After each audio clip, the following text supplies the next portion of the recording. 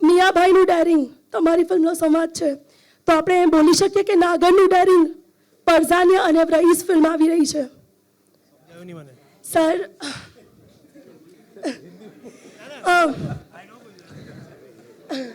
Sir તમારી film પરઝાનિયા આવી હતી ત્યારે પણ વિવાદ થયો હતો, વિવાદ ઊભો થયો હતો. હવે રઈસ આવી રહી છે, બેકગ્રાઉન્ડ છે લતીફ.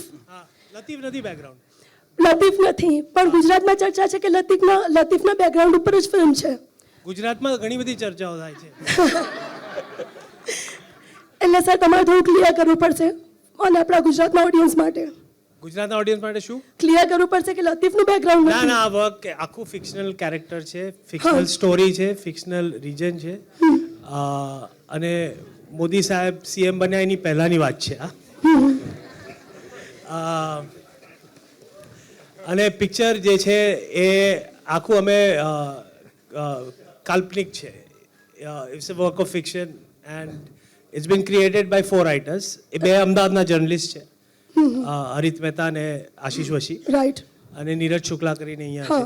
તો આખું આ વર્ક અમે લોકોએ 5 વર્ષથી કામ કરીએ છીએ આની ઉપર.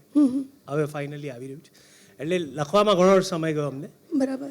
અને આ તો 2010 ને 11થી અમે લોકો વિચારીએ છીએ આને માટે.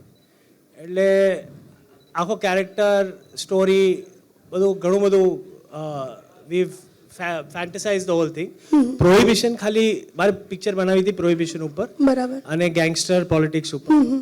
તો પ્રોહિબિશન તે વખતે ફક્ત ગુજરાતમાં હતું. બિહારમાં હોત તો મેં કદાચ બિહારમાં સેટ કર્યું હતા પિક્ચર. સર મેરા ક્વેશ્ચન बहुत गुजराती रहा.